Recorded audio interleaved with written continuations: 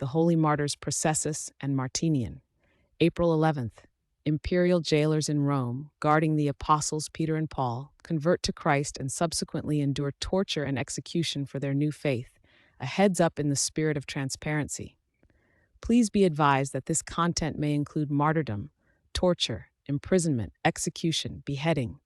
In the 1st century, during the tumultuous reign of Emperor Nero, the vast Roman Empire extended its dominion across the known world. Within its capital, Rome, the seeds of the Christian faith were taking root, often in secret, amidst an environment of suspicion and persecution. It was in this setting that 2 imperial soldiers, Processus and Martinian, served. Their duty placed them in the Mamertine prison, a dark and formidable dungeon beneath the Capitoline Hill, where they functioned as jailers. Divine Providence arranged for them to be assigned as wardens to 2 of the most foundational figures of the nascent church, the holy apostles Peter and Paul, imprisoned for proclaiming Jesus Christ. Processus and Martinian, accustomed to the routines of imperial law and order, found themselves in daily proximity to men whose lives were ordered by a different kingdom. They observed the apostles not as ordinary criminals, but as men of profound peace and unwavering conviction. They witnessed the steadfastness of St. Peter and St. Paul, and their ears became open to the words of truth concerning Jesus Christ. The apostles, despite their physical confinement, continued to bear witness to the gospel, speaking of repentance, forgiveness, and new life in Christ. St. Peter, through the grace of God, performed miracles within the prison walls, bringing healing to the sick and suffering among the other captives.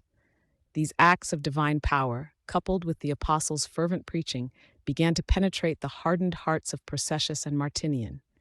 The imperial jailers, once bound by their duty to the state, began to perceive a higher calling. Their understanding of the world, of authority, and of true freedom began to transform. They recognized the authentic divine power at work through St. Peter and were deeply moved by the message of salvation.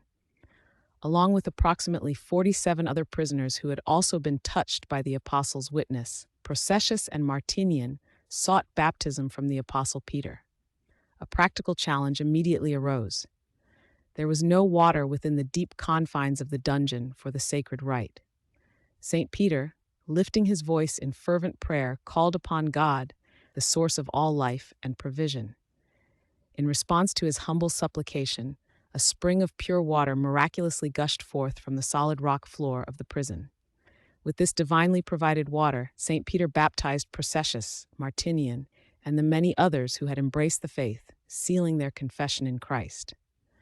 This profound act of conversion and public confession, though initially within the prison, could not remain concealed. When news of the jailer's change of allegiance reached the judge Paulinus, he immediately ordered the arrest of Processus and Martinian. They were brought before him and commanded to renounce Christ, whom they had so recently confessed, and to offer sacrifice to the Roman idols. With a quiet yet unyielding resolve, they refused to deny the Lord Jesus Christ, to whom they had just pledged their lives in baptism. Their confession was clear, steadfast, and unwavering, a testament to the transformative power of God's grace. Enraged by their unwavering faith and their refusal to compromise, Paulinus subjected them to a series of severe tortures, intending to break their will and force their apostasy. They were scourged, their bodies beaten with iron rods, and tormented with fire. Scorpions were also employed to inflict further suffering upon them. Throughout these trials, Processus and Martinian endured with remarkable spiritual strength, holding fast to their faith and offering no complaint or renunciation. Their steadfastness through such torments was a powerful and visible testimony to the truth they had embraced, demonstrating that their commitment to Christ was stronger than any earthly pain or threat.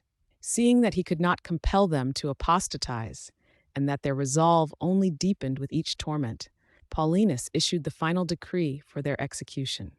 Processus and Martinian were led forth from the place of their suffering and beheaded by the sword.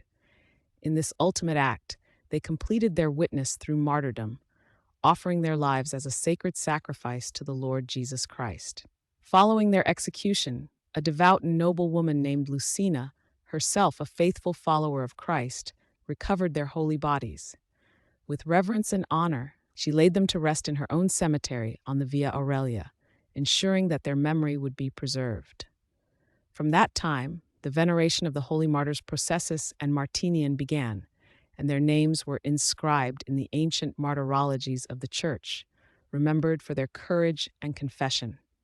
Centuries later, in the 9th century, their sacred relics were translated by Pope Paschal I to a chapel within the old St. Peter's Basilica, where their memory continued to be honored and their intercessions sought. The Holy Church commemorates the martyrs Processus and Martinian on July 2nd, remembering their journey from imperial service to servants of Christ, their steadfast confession, and their ultimate sacrifice. Their lives stand as a testament to the power of the gospel to transform hearts and to empower individuals to endure all things for the sake of Christ.